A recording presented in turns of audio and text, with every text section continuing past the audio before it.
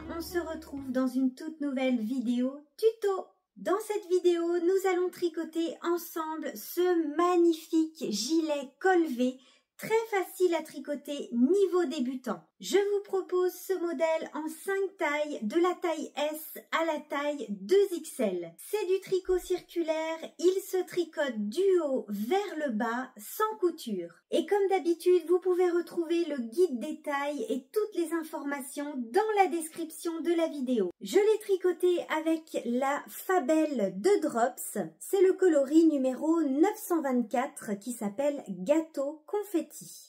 Ce gilet confetti se tricote avec des aiguilles de 3,5 mm. L'échantillon est de 23 mailles par 32 rangs pour un carré de 10 cm. Je porte la taille 2, donc la taille M, pour un tour de poitrine de 87 cm. Pour choisir votre taille, rendez-vous dans la description de la vidéo. Je vous propose plusieurs options pour les manches. Je vous explique comment tricoter des manches fitées, c'est-à-dire avec des diminutions régulières tout au long de la manche et un poignet en côte, ou bien des manches sans diminution, des manches bishop. Ce sont les manches que j'ai tricotées avec un effet blousant au niveau du poignet et un poignet resserré tricoté en côte. Mais vous allez également pouvoir tricoter des manches courtes ou encore des manches 3/4. Ce petit gilet est sans difficulté, donc n'hésitez pas à vous lancer. En plus, avec le tuto, vous ne risquez pas de vous tromper. Je vous laisse maintenant avec le tuto. Bon tricot à tous!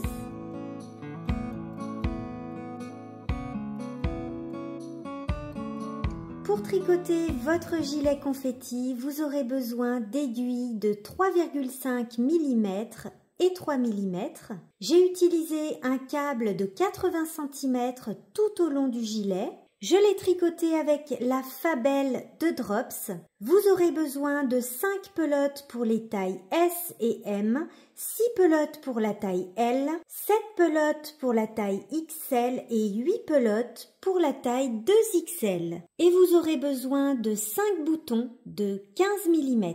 Retrouvez le guide des tailles dans la description de la vidéo.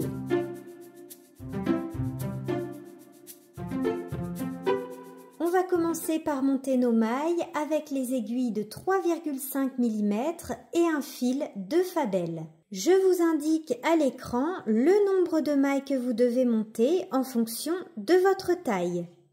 Pour le montage, vous pouvez utiliser le montage que vous préférez. Moi, je fais un long tail caston.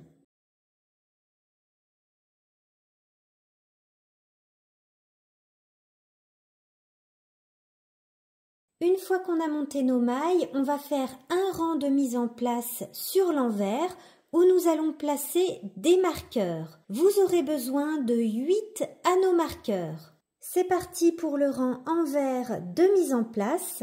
Pour toutes les tailles, on tricote 2 mailles envers pour le demi-devant. On place un marqueur, 2 mailles envers. Donc ça, c'est notre premier raglan. On place un marqueur. Ensuite, on va tricoter les mailles de la manche. Pour toutes les tailles, on tricote 4 mailles envers pour la manche. On place un marqueur, 2 mailles envers pour le raglan. On place un marqueur. Ensuite, on va tricoter les mailles du dos. 38 mailles pour la taille S. 42 mailles pour la taille M, 44 mailles pour la taille L, 46 mailles pour la taille XL et 48 mailles pour la taille 2XL. On place un marqueur, on tricote 2 mailles raglan à l'envers. On place un marqueur, on va tricoter les mailles de la deuxième manche. 4 mailles envers pour toutes les tailles, on place un marqueur, 2 mailles envers pour le raglan, on place un marqueur et 2 mailles envers pour le deuxième demi-devant. Voilà pour ce rang de mise en place. Nous avons placé donc des marqueurs pour indiquer les demi-devants, les manches, le dos et les mailles raglans. Vous voyez que les mailles raglans sont entourées de marqueurs puisque nous allons faire des augmentations de chaque côté des mailles raglans. Voici le tableau de la répartition des mailles. Maintenant, on va commencer l'étape des augmentations raglans plus augmentation du col V. Pour cette étape d'augmentation raglan et col V, on va répéter 4 rangs. Rang numéro 1 sur l'endroit, je tricote une maille à l'endroit et là je vais faire une première augmentation pour le col V. On va faire une augmentation intercalaire à gauche. Pour cela, je récupère le brin qui se trouve entre mes deux mailles. Je le place sur mon aiguille de gauche et je tricote cette nouvelle maille par le brin arrière. Une augmentation. Ensuite, on tricote une maille à l'endroit. Et là, on arrive à notre premier raglan. De ce côté, on va faire une augmentation intercalaire à droite. Je récupère le brin qui se trouve entre mes deux mailles. Je le place sur mon aiguille de gauche et je tricote cette nouvelle maille par le brin avant. Je glisse le marqueur, je tricote 2 mailles raglan à l'endroit. Je glisse le marqueur et je fais de ce côté-là une augmentation intercalaire à gauche. Donc je récupère le brin qui se trouve entre mes deux mailles, je le place sur mon aiguille de gauche et je tricote cette nouvelle maille par le brin arrière. On tricote les mailles de notre manche. Et là, on arrive au niveau du raglan. On recommence une augmentation intercalaire à droite.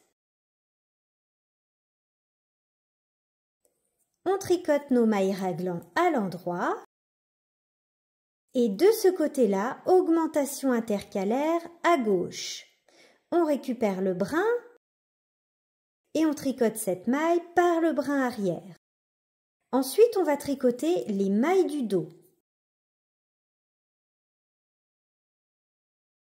Là, j'arrive au niveau de mon raglan. De ce côté-là, on fait une augmentation à droite. On tricote les mailles raglan. Et une augmentation intercalaire à gauche de ce côté-là. Vous voyez, les augmentations raglan, c'est toujours la même chose. De ce côté-là, augmentation à droite et de l'autre côté, augmentation à gauche. Donc, on fait ces augmentations à chaque fois qu'on va rencontrer des raglans. Là, j'arrive au niveau de mon dernier raglan. Donc, augmentation à droite de ce côté.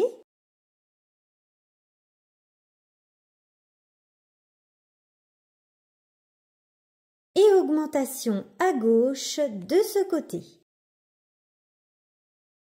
On tricote une maille à l'endroit et on va faire une augmentation pour le col V. Cette fois-ci, on fait une augmentation intercalaire à droite. On récupère le brin. On le place sur l'aiguille de gauche et on tricote cette nouvelle maille par le brin avant. Et on termine avec une maille en droit. Voilà pour notre premier rang d'augmentation raglan et col V. Sur ce rang, nous avons donc fait 10 augmentations au total. Rang numéro 2 sur l'envers. Pour les rangs envers, on ne fait pas d'augmentation. On va tricoter toutes les mailles à l'envers.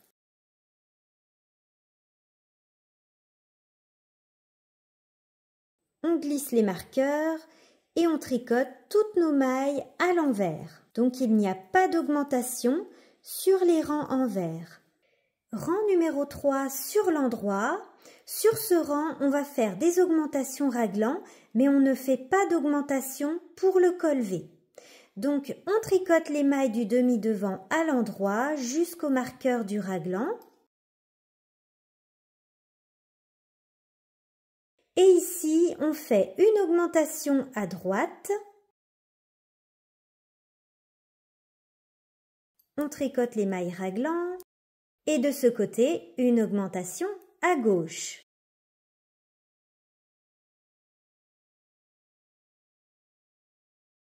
Et on va faire ça à chaque fois qu'on va rencontrer un raglan. Donc, augmentation à droite de ce côté et augmentation à gauche de ce côté.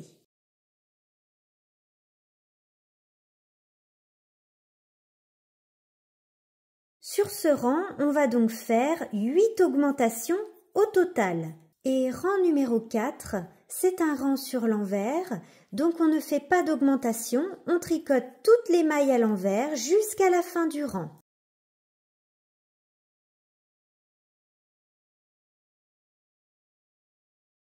Et on va répéter ces 4 rangs 15 fois au total pour la taille S, 17 fois pour la taille M, 18 fois pour la taille L et 20 fois pour les tailles XL et 2XL. Donc c'est bien au total, c'est-à-dire qu'on vient de faire une fois ces 4 rangs ensemble, vous les comptez bien dans le nombre de fois que vous devez faire ces 4 rangs. Voilà ce que ça donne une fois qu'on a terminé nos augmentations raglan et col V. Donc on voit bien nos augmentations de chaque côté des mailles raglan et puis notre col V. Voici le tableau de la répartition des mailles après cette première étape d'augmentation. Si je prends l'exemple de la taille S, vous avez sur vos aiguilles 47 mailles pour chacun des demi-devants, 64 mailles pour chacune des manches, 98 mailles pour le dos et 8 mailles au total pour les raglans. Nous avons maintenant terminé avec les augmentations du col V. Mais il nous reste une dernière petite étape d'augmentation. Vous allez voir, il n'y a pas beaucoup de rangs à tricoter. Sur cette étape, on va répéter 2 rangs. Un rang sur l'endroit avec augmentation raglan uniquement et un rang sur l'envers sans augmentation. Nous allons faire le rang d'augmentation ensemble une première fois. Il faudra répéter ces 2 rangs 3 fois pour les tailles S et M, 4 fois pour la taille L, 5 fois pour la taille XL et 8 fois pour la taille 2XL.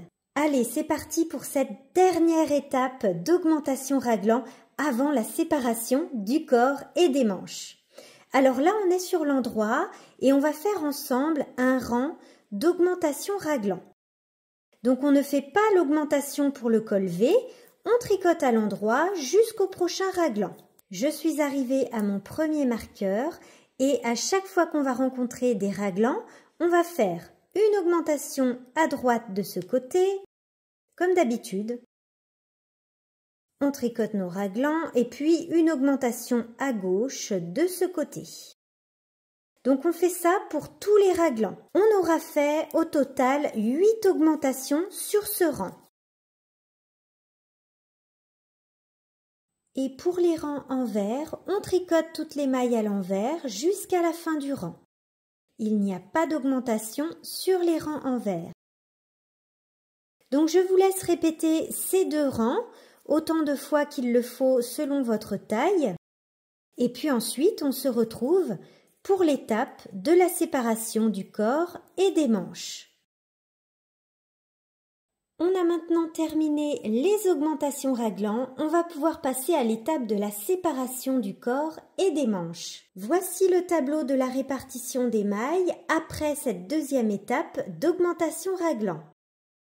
On va maintenant passer à l'étape de la séparation du corps et des manches.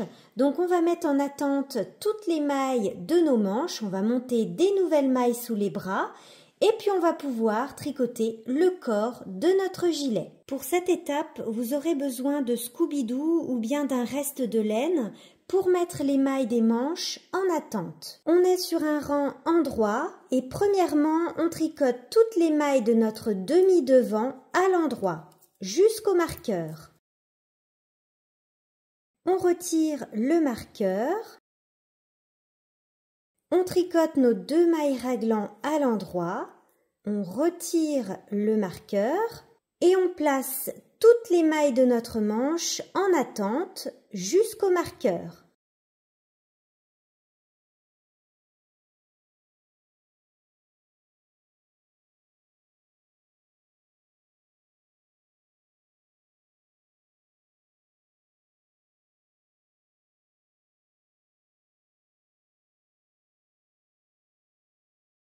Ensuite, on va monter des nouvelles mailles sous les bras. Vous allez monter 5 nouvelles mailles pour les tailles S et M, 6 nouvelles mailles pour la taille L et 7 nouvelles mailles pour les tailles XL et 2XL. Pour monter les mailles, donc j'enroule le fil autour de mon pouce, je passe mon aiguille en dessous de la boucle du pouce et je lâche.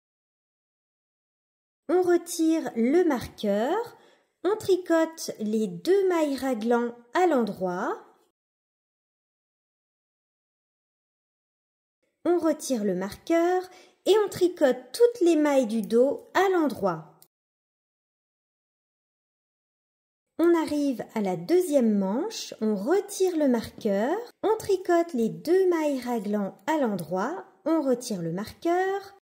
Et comme pour la première manche, on va mettre toutes les mailles de notre manche en attente.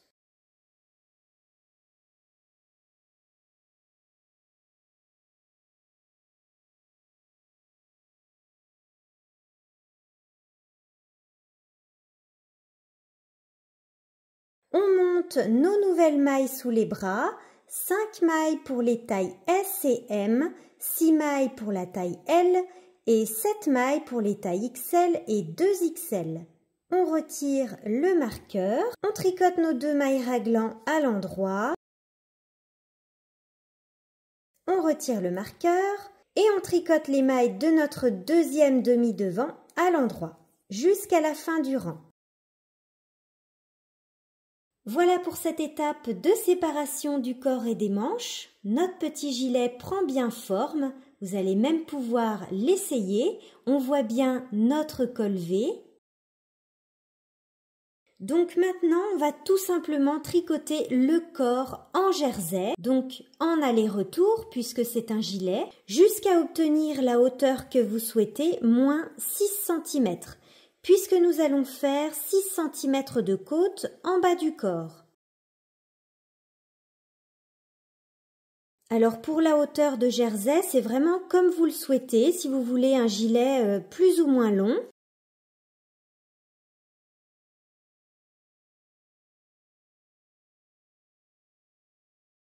On a tricoté le corps de notre gilet en jersey. Pour ma part, j'ai tricoté 22 cm de jersey, mesure prise depuis sous l'emmanchure. Le mieux, c'est vraiment d'essayer votre gilet pour déterminer la hauteur de jersey que vous souhaitez. Sachant que maintenant, nous allons tricoter environ 6 cm de côte. On va maintenant passer aux côtes du bas du corps. On va passer sur des aiguilles de 3 mm.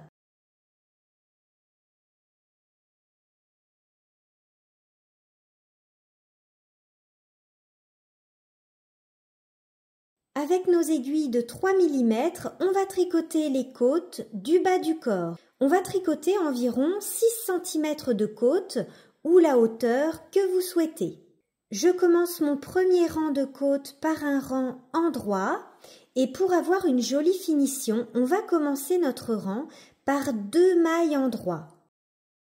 De cette façon, lorsqu'on va relever nos mailles pour la patte de boutonnage, on aura une jolie finition à ce niveau. Donc 2 mailles à l'endroit et puis ensuite une maille envers, une maille en droit.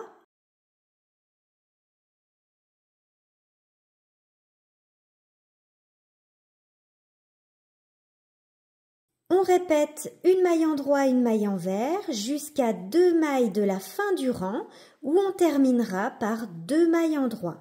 Donc là, on va terminer notre rang en droit avec 2 mailles en droit. Et peut-être que pour certaines tailles, vous allez devoir ajuster votre nombre de mailles afin de pouvoir terminer votre rang par 2 mailles en droit. Pour ajuster votre nombre de mailles vers la fin du rang, vous allez tout simplement tricoter 2 mailles ensemble à l'endroit. De cette façon, vous allez pouvoir terminer votre rang avec 2 mailles en droit, envers et 2 mailles en droit. On tourne, on se retrouve sur l'envers pour notre rang de côte à l'envers. On commence et on termine notre rang avec 2 mailles envers. Et on continue à tricoter en côte. On terminera notre rang avec 2 mailles envers. J'ai terminé de tricoter les côtes. On va maintenant rabattre les mailles sur un rang endroit. On tricote les mailles comme elles se présentent et on fait un rabat classique.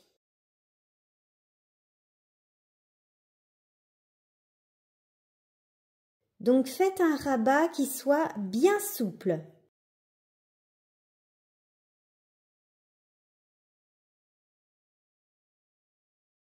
Et si vous avez peur de trop serrer votre rabat, vous pouvez utiliser une taille d'aiguille supérieure pour rabattre vos mailles.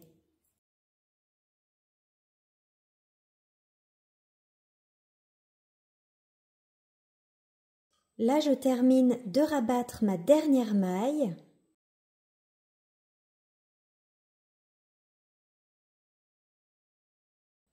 Et là, on ne va pas couper le fil, on va le garder comme ça avec la maille sur l'aiguille. On va directement relever nos mailles pour la patte de boutonnage.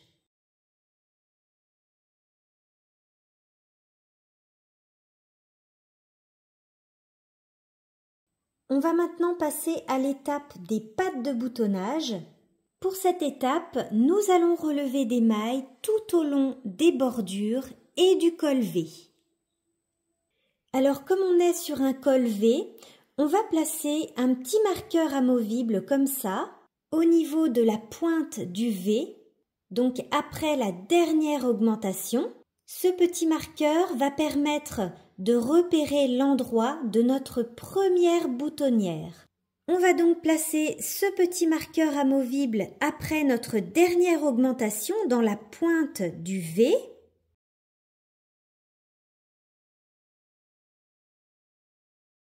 Sur le côté droit du gilet, côté droit au porté, c'est-à-dire lorsque vous portez votre gilet, ce côté-là. C'est ici que nous allons placer les boutonnières. Toujours avec l'endroit face à soi, on va commencer par relever nos mailles. L'important est de toujours rester dans la même ligne.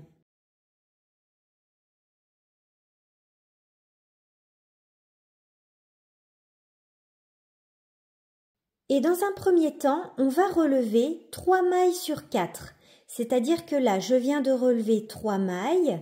Je vais sauter une maille et je vais aller dans la suivante. Donc, je ne vais pas relever dans la prochaine maille, mais dans la suivante, celle-ci. Et je continue. Toujours dans la même ligne pour avoir une jolie finition. J'ai relevé 3 mailles, je saute une maille et je vais dans la suivante.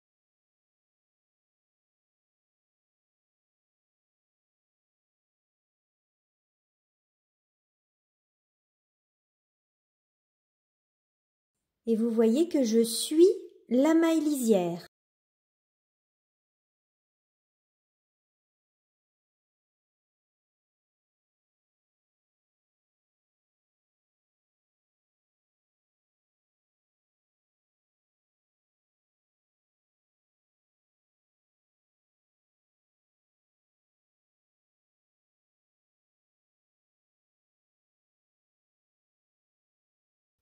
Vous voyez, lorsqu'on reste toujours dans la même ligne, voilà, ça fait quelque chose de très régulier, très joli. On continue à relever toujours 3 mailles sur 4 le long de la bordure jusqu'au petit marqueur amovible, donc jusqu'à la pointe du col V. Je suis arrivée au niveau de la pointe de mon col V, donc au marqueur, et à partir de là, on va relever nos mailles dans chacune des mailles, toujours le long de la bordure, et on relève dans chacune des mailles.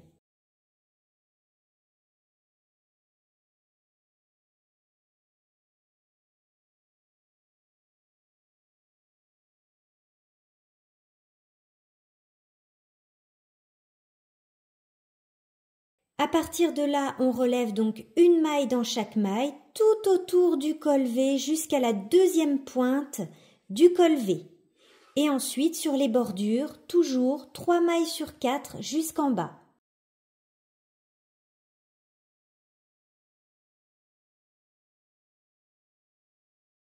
Là, je suis arrivée au niveau des épaules et du dos de mon gilet. C'est l'endroit le plus facile pour relever nos mailles.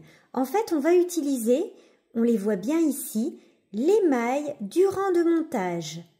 Donc, je pique sous les 2 brins de la maille du rang de montage.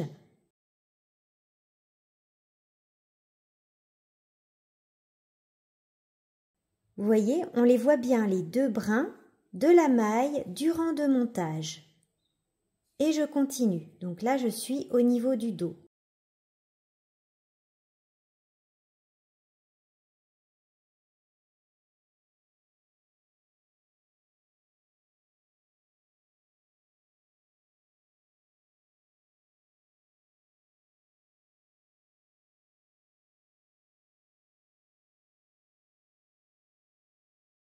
Ensuite, je redescends le long du col V, toujours en relevant une maille dans chaque maille, le long de la bordure.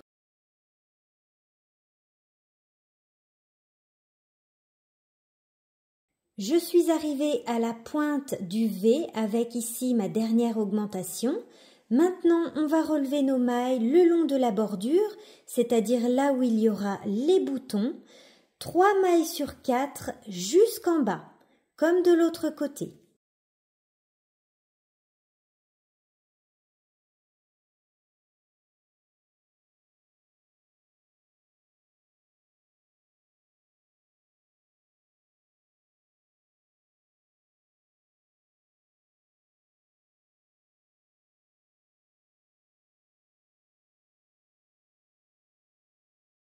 Donc là, j'arrive au bout. Vous voyez que il faut vraiment rester aligné, prendre son temps pour bien rester dans la même ligne.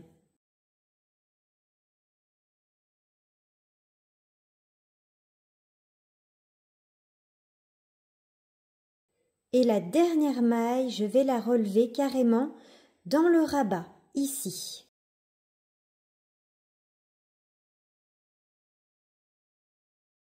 On va maintenant tricoter nos pattes de boutonnage en côte, rang numéro 1 sur l'envers. On commence notre rang et on le finira également par une maille envers. Une maille envers, une maille endroit. Et on répète. Jusqu'à la fin du rang et on terminera notre rang par une maille envers.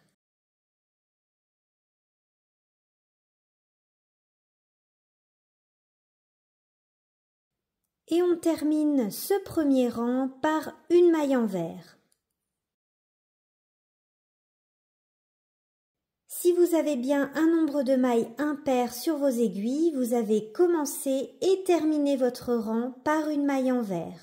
On tourne, on se retrouve sur l'endroit et cette fois-ci on commence et on terminera notre rang par une maille endroit et on continue à tricoter en côte. Une maille endroit, une maille envers jusqu'à la fin du rang et on termine par une maille endroit. On termine ce deuxième rang par une maille endroit. On se retrouve sur l'envers pour le rang numéro 3. On commence ce rang par une maille envers et on tricote en côte jusqu'à la fin du rang où on terminera le rang par une maille envers. Et on se retrouve sur l'endroit pour le rang numéro 4, c'est le rang des boutonnières. Sur ce rang, nous allons tricoter des boutonnières sur le côté droit du gilet. On va commencer par placer des marqueurs amovibles comme ceci aux endroits des boutonnières. Premièrement, on va placer un premier marqueur au niveau de la dernière augmentation du col V. Donc ça sera notre première boutonnière en haut du gilet.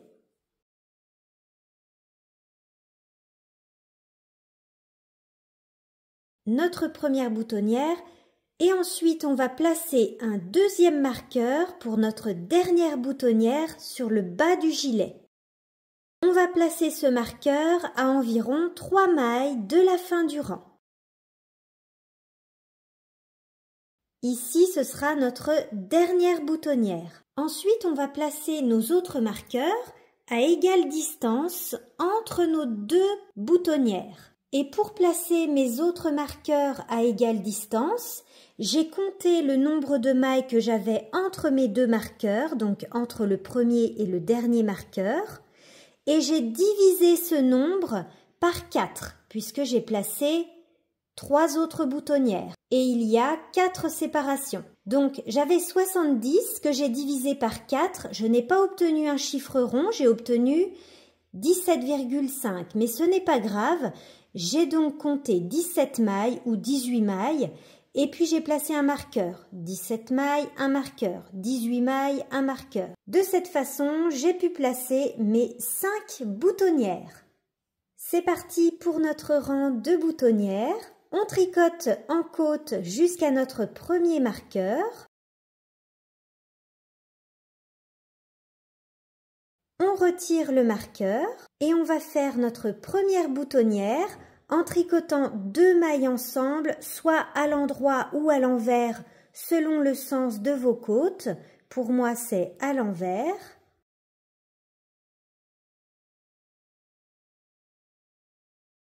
Un jeté. Et puis on continue à tricoter en côte jusqu'au prochain marqueur. Vous voyez que là, je viens de tricoter une maille envers. Et là, maintenant, je vais tricoter 2 mailles ensemble à l'endroit, puisque ma prochaine maille est une maille endroit. Un jeté, et je continue. Et j'arrive à ma dernière boutonnière. Vous voyez que là, ma prochaine maille est une maille envers, donc je tricote 2 mailles ensemble à l'envers. Un jeté, et je continue en côte jusqu'à la fin du rang. Et ensuite, on est parti pour 3 rangs en côte.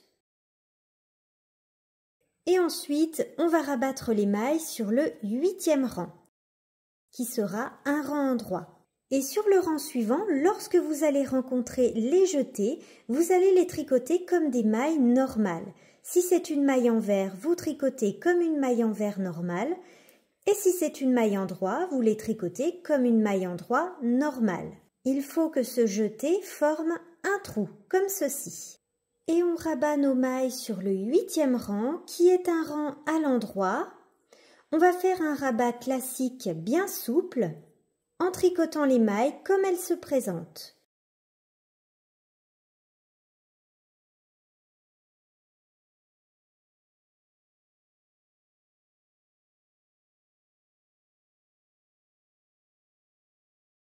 Nous avons terminé le corps de notre gilet. Il nous reste maintenant plus qu'une étape, les manches. On tricote les manches avec nos aiguilles de 3,5 mm. Et première étape, on va déjà replacer toutes nos mailles qui sont en attente sur nos aiguilles.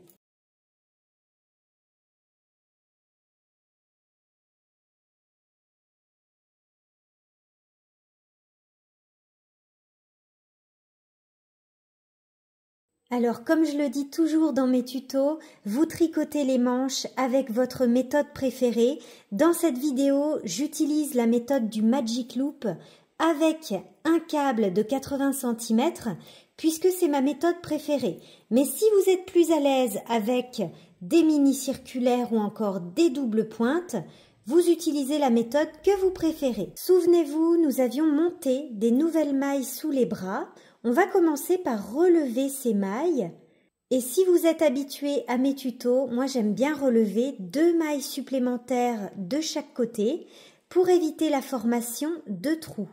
Vous aurez besoin d'un anneau marqueur pour indiquer le début du rang. Pour toutes les tailles, on va commencer par relever une maille supplémentaire ici dans le coin, là dans le jersey, pour éviter les trous.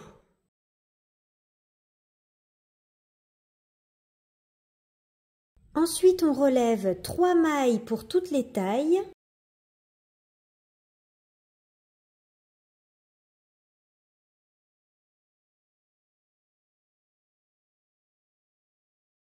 on place notre anneau marqueur. Ensuite, on va relever 2 mailles pour les tailles S et M, 3 mailles pour la taille L et 4 mailles pour les tailles XL et 2XL.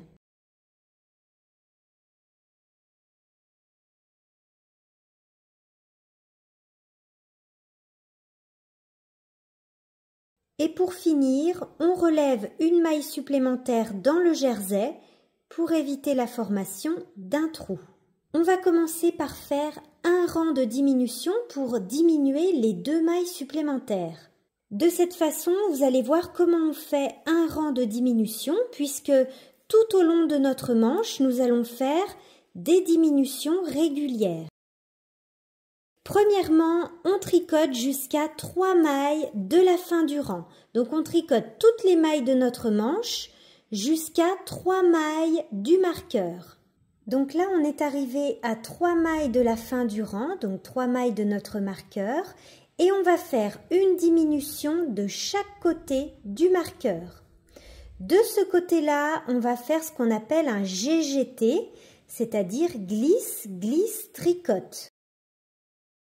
On glisse une maille, on glisse une deuxième maille, on replace ces 2 mailles sur notre aiguille de gauche et on les tricote ensemble par le brin arrière. Une maille à l'endroit. Je glisse mon marqueur, une maille à l'endroit et de ce côté-là, on va également faire une diminution en tricotant 2 mailles ensemble à l'endroit. Voilà, nous avons fait nos 2 diminutions, une diminution de chaque côté du marqueur. Donc ça, c'est notre rang de diminution qu'on va répéter régulièrement tout au long de notre manche. On va tricoter notre manche en jersey en faisant ce rang de diminution tous les 3 cm pour toutes les tailles. C'est-à-dire que là, on va tricoter en jersey pendant 3 cm, puis refaire ce rang de diminution. Pour tricoter des manches longues, on va donc répéter ce rang de diminution tous les 3 cm, 11 fois pour les tailles S et M et 12 fois pour les autres tailles. Petit essai du gilet avec une manche en cours et là je viens vous parler d'une deuxième option pour les manches. Donc là on a vu ensemble les manches avec les diminutions régulières. Et je vous propose une deuxième option pour tricoter les manches, c'est la manche sans diminution avec un poignet resserré. C'est-à-dire que vous allez tricoter la manche en rond sans diminuer jusqu'au poignet et avant de tricoter les côtes, on va faire un rang de diminution pour resserrer le poignet avant les côtes. Donc 2 options pour les manches, soit vous faites des manches fitées, c'est-à-dire avec des diminutions régulières jusqu'au poignet, ou alors des manches sans diminution avec un poignet resserré. C'est ce que je vais tricoter d'ailleurs pour ma version. Les manches sans diminution avec le poignet resserré, ça va donner un effet un petit peu bouffant au niveau du poignet et c'est vraiment la manche que je préfère porter. Vous pouvez d'ailleurs retrouver ce style de manche dans mon tuto du pull ciel ou encore le gilet laurier.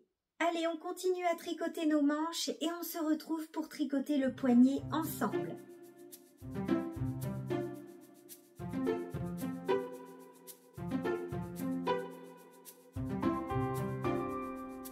On se retrouve pour tricoter le poignet. Si vous avez choisi de tricoter la manche avec les diminutions, une fois que vous avez terminé vos diminutions, vous avez tricoté votre manche en jersey jusqu'à obtenir la longueur que vous souhaitez, moins 6 cm, puisque nous allons maintenant tricoter un poignet en côte de 6 cm. Et si, comme moi, vous avez tricoté la manche sans diminution, nous allons maintenant faire un rang de diminution avant de tricoter le poignet.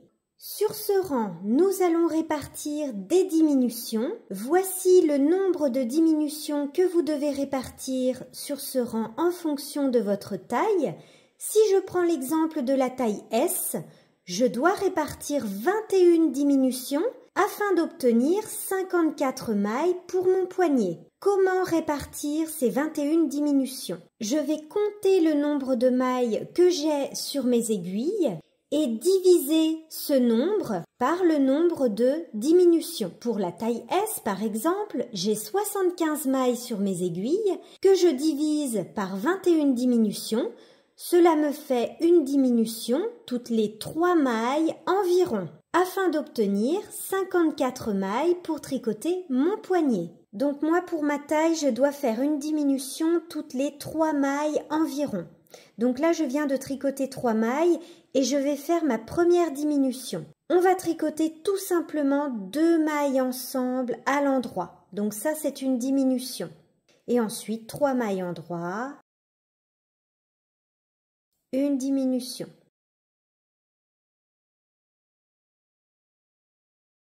Et je continue comme ça sur tout le rang, jusqu'à obtenir le bon nombre de mailles pour mon poignet. Et on prend nos aiguilles de 3 mm pour tricoter le poignet. C'est parti pour un poignet en côte, une maille endroit, une maille envers jusqu'à la fin du rang.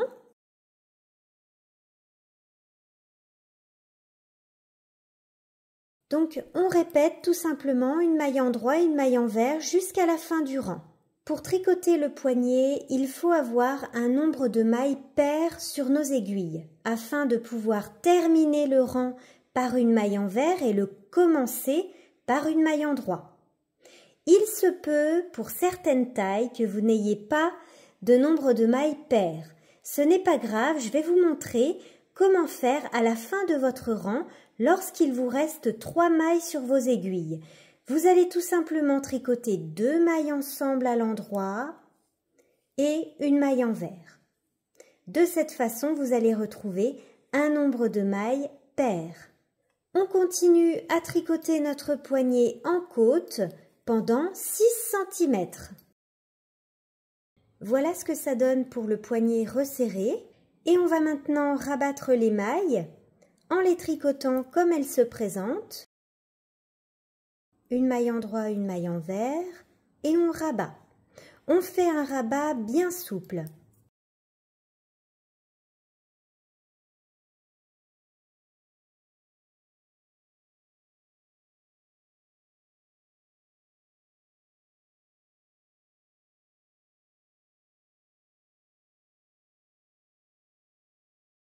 Et voilà, notre première manche est maintenant terminée. Il ne nous reste plus qu'à tricoter la deuxième manche de la même façon. Nos manches sont maintenant terminées, donc voilà ce que ça donne un petit peu les manches bishop, c'est-à-dire sans diminution. Vous voyez, ça donne un petit effet blousant comme ça sur le poignet, avec un petit poignet en côte qui est resserré. Vous allez également pouvoir tricoter, si vous le souhaitez, des manches courtes ou encore des manches 3/4. Si vous choisissez ces options, je vous conseille de faire des diminutions en suivant les explications de la manche avec diminution. Je vous recommande également de faire quelques diminutions avant de commencer vos côtes et puis de faire des côtes plus courtes. Ici, nous avons fait 6 cm de côte. Si vous faites des manches courtes ou des manches 3/4, choisissez des côtes plus courtes, 2 ou 3 cm suffiront. Notre gilet confetti est maintenant terminé. J'espère que ce tuto vous aura plu. Un grand merci à tous d'avoir suivi cette vidéo. N'hésitez pas à me laisser un petit commentaire et à partager cette vidéo avec vos amis. Et n'oubliez pas de vous abonner à ma chaîne pour ne rater aucun de mes tutos. Encore bravo à tous pour votre gilet confetti et je vous dis à bientôt dans une prochaine vidéo. Bye bye!